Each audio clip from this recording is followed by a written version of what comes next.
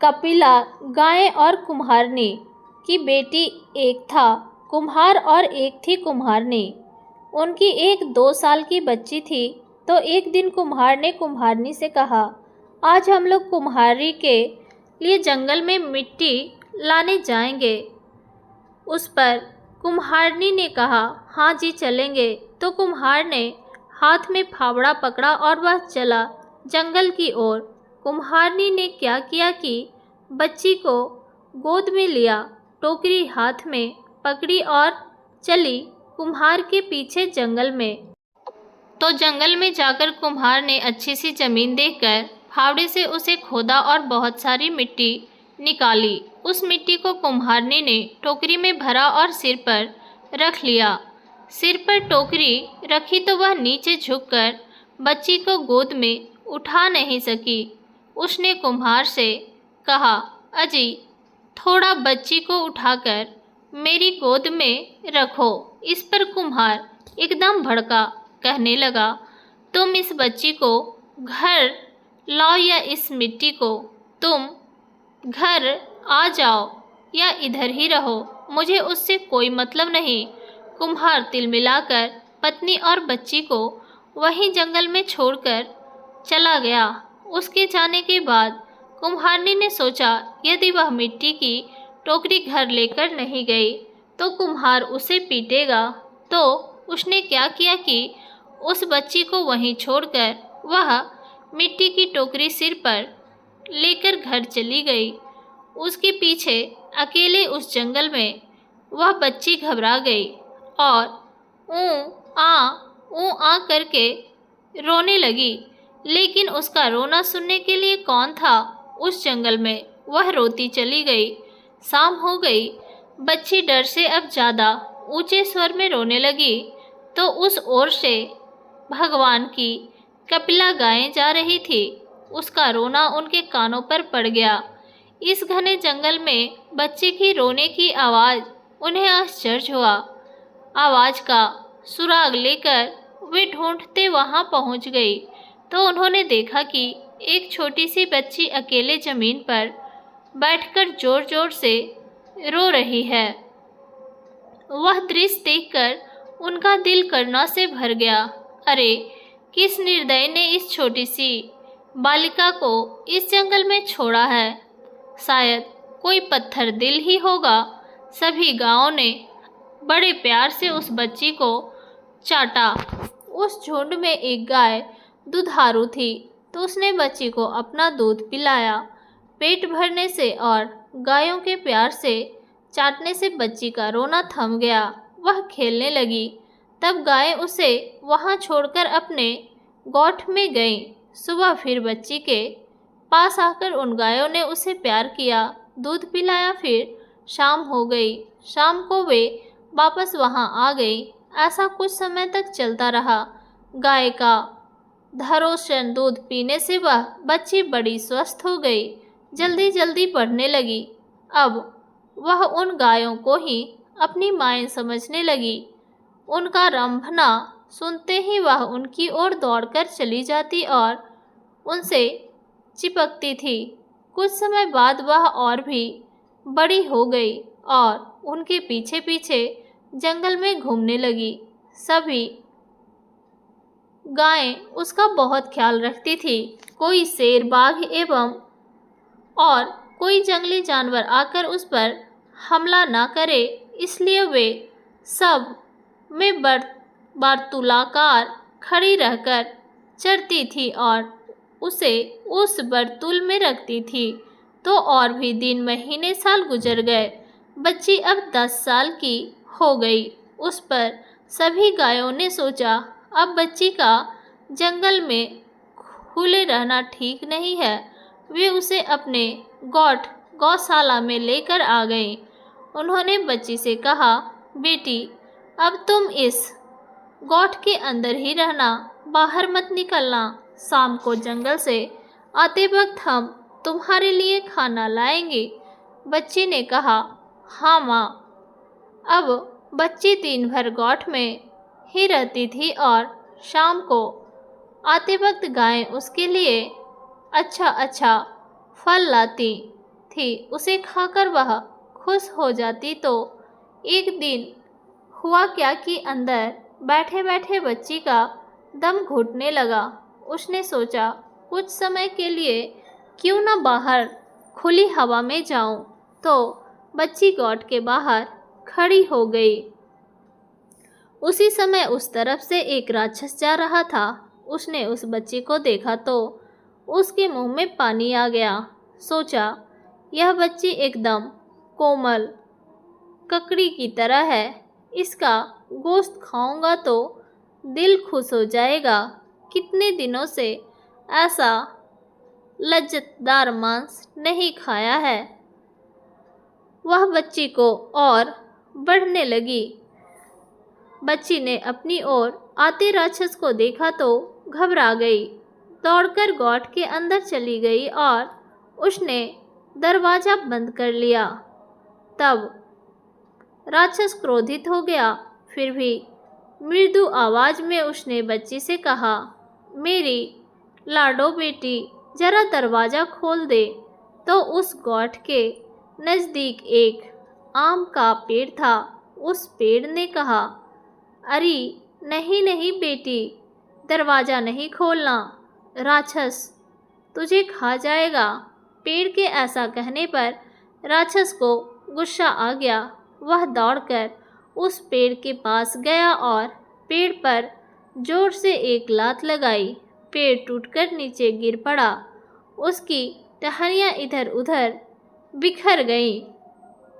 फिर वह वापस गॉट के दरवाजे के पास गया और उसने बच्ची को आवाज़ दी, मेरी प्यारी लाडो, जरा दरवाज़ा खोल दे। तो गॉट के नज़दीक एक नारियल का पेड़ था। उस पेड़ ने कहा, नहीं नहीं बेटी, दरवाज़ा मत खोलना, राक्षस तुझे खा जाएगा। बच्ची ने दरवाज़ा नहीं खोला तो राक्षस गुस्से से आग बबूला हो गया। दौड़कर उसने उस नारियल के पेड़ पर 2-4 लातें मार दी और उसे ज़मीन पर गिरा दिया। अब तीसरी बार दरवाजे के पास जाकर उसने कहा, मेरी प्यारी लाडो, जरा दरवाज़ा खोल दे। तो उस गॉट के नज़दीक एक अंबाड़ी व्यंजन के लिए उपयुक्त खट्टे स्वाद का एक फल का पेड़ था। उस पेड़ ने कहा, नहीं नहीं बेटी, दरवाज़ा मत खोलना, राक्षस तुझे खा जाएगा। अब राक्षस मानो जल भूनकर राख हो गया। वह उस अंबाड़ी के पेड़ पर लात मारने वाला ही था। इतने में उसे ख्याल आया कि अंधेरा छाने लगा है और गाय के गॉट में वापस आने का वक्त हो गया है। उसने सोचा, यदि गाय आ गई तो मैं मुसीबत में पड़ सकता हूँ। अक्लमंदी इसमें है कि मैं यहाँ से जाऊँ। लेकिन दूसरे दिन वापस आकर लड़की को खाने का मन में मंसूबा रखकर राक्षस वहाँ से चला गया। राक्षस के जाने के थोड़ी देर बाद गाय वहाँ आ गई। आते ही उनकी नाकों में राक्षस के शरीर की गंध सूंघ ली। गॉट के बाहर उसके पाँव की निशानियाँ भी उन्होंने देखी। तो यहाँ कोई राक्षस आया हुआ है, इसका उन्हें यकीन हो गया। वे डर गई। हे भगवान, हमारी बच्ची सुरक्षित हो। सभी गायें दौड़ते हुए गॉट के दरवाजे के पास पहुंची। उसके पहुंचने से दरवाज़ा अपने आप खुल गया। सब एकदम अंदर घुसी तो उनको बच्ची अंदर दिखाई नहीं दी। वे सब व्याकुलता से हम्मा हम्मा करके उसे ढूंढने लगी। ढूंढने के बाद बच्ची एक कोने में सहमी हुई रोती हुई उन्होंने देखी तो गायें दौड़कर उसके पास गई, उसे चाटा और पूछा, बोलो बेटी, क्या हुआ? किसने डराया तुझे? बच्ची ने सब बात बता दी। सुनकर वे सब क्रोधित हो गई। उस राक्षस की यह हिम्मत हमारी बेटी को खाने आए।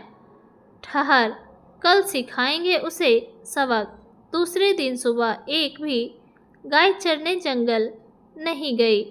सब छुपकर गौठ में रही।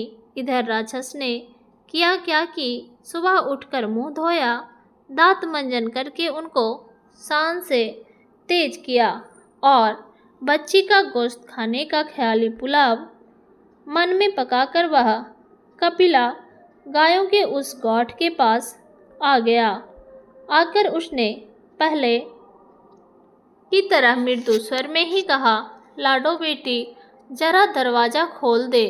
तो अंबाड़ी के पेड़ ने कहा, नहीं नहीं बेटी, दरवाज़ा मत खोलना, राक्षस तुझे खा जाएगा।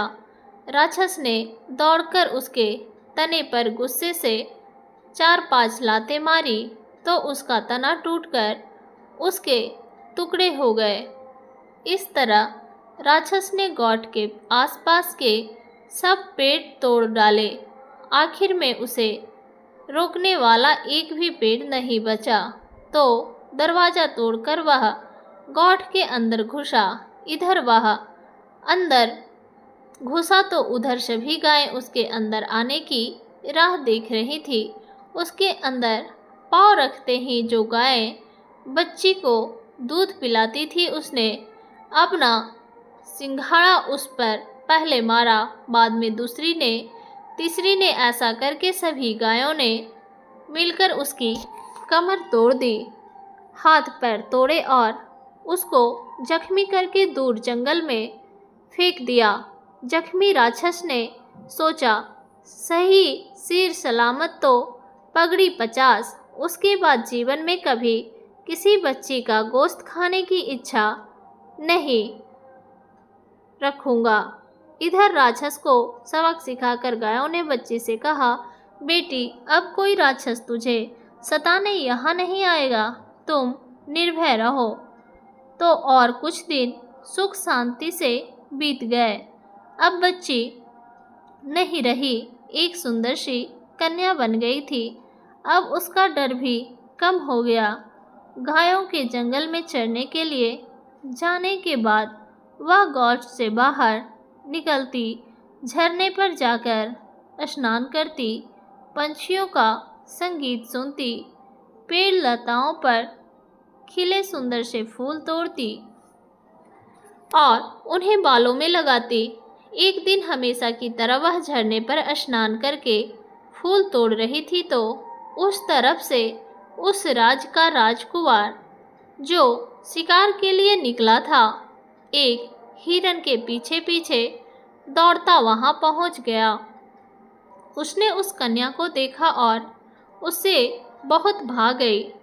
उसने कन्या से बात करने का प्रयत्न किया तो कन्या दौड़कर गौठ में घुस गई और दरवाज़ा बंद कर लिया। राजकुमार पहली ही नज़र में उस कन्या से प्यार करने लगा। वह अपने घर गया और अपनी माता को उसने अपने प्यार की बात बताई। राजमाता ने वह बात राजा को बताई तो राजा ने कहा, ठीक है, जैसी पुत्र की इच्छा, यदि उसे उस कन्या पसंद है तो उसके साथ ही उसकी शादी करेंगे। राजा ने तुरंत प्रधान को आदेश दिया कि कुछ सिपाही साथ में लेकर उस वन में जाओ और उस कन्या को राजमहल में लेकर आओ। राजा के आदेशानुसार प्रधान कुछ सिपाही के साथ में लेकर गया और कन्या को साथ में लेकर राजमहल आ गया। कन्या की सुंदरता देखकर राजा और रानी दोनों ही प्रभावित हो गए। अपने पुत्र की पसंद की उन्होंने प्रशंसा की। रानी ने तुरंत ही दासियों से कहकर कन्या को सुगंधित तेल और उपटन लगाकर नहलाया, उसे पहनने को अच्छे कपड़े दिए, उसे अलंकार पहनाए, उसके बाल बनाए। अब कन्या इस वेश में पहले से भी सुंदर दिखने लगी, जैसे वह स्वर्ग की अप्सरा हो। कुछ दिन तक रानी माँ ने उसे अपनी देखभाल में राजघराने की रस्में और रिवाजों की शिक्षा दी। जब वह पूरी तरह राजघराने की बहू बनने योग्य हुई तो राजकुंवर और उसका बड़ी धूमधाम से विवाह किया तो वह कुम्हार की लड़की अब राजा की बहू बन गई। उसके पास अब सारा सुख चैन था। पहनने के लिए अच्छे वस्त्र थे, हीरे जवाहरात थे, नौकर चाकर थे, प्यार करने वाला पति और सास ससुर थे। लेकिन वह खुश नहीं थी। उसने अपनी गौ माताओं की बहुत याद आती थी, इसलिए सारा सुख होते हुए भी वह दुखी थी। राजकुमार के ध्यान में वह बात आ गई। उसने उससे पूछा, तुम्हें क्या दुख है? क्यों तुम ऐसी गुमसुम बैठी हो? उसने कहा, मुझे मेरी माताओं के पास लेकर चलो। राजकुमार ने पूछा, कौन है तुम्हारी माता? मेरी माताएं हैं गायें। गायें? राजकुमार चकित हो गया। उस पर कन्या ने उसे सारी कथा सुनाई। सुनकर उसने कहा, ठीक है, मैं तुम्हें तुम्हारी माताओं के पास लेकर चलता हूँ।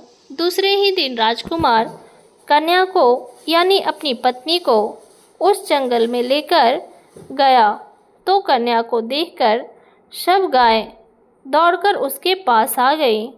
कन्या भी दौड़कर उनके गले में चिपक गई। गायों ने उसे ममता से चाटा। कन्या ने भी उन्हें प्यार से सहलाया। जिस कपिला गाय ने उसे अपना दूध पिलाया था, उससे तो वह बहुत देर तक चिपककर सिसकने लगी। कुछ देर के बाद गायें उठकर जंगल में चली गईं और राजकुमार अपनी पत्नी को लेकर राजमहल वापस आ गया। आते वक्त उसने एक काम किया। जंगल में अपनी गौ माताओं से मिलकर आने के बाद कन्या यानी वो कुम्हार की लड़की खुशी खुशी अपने पति राजकुमार के साथ रहने लगी। वह बहुत साल तक जीवित रही। उसके कई पुत्र पौत्र हो गए।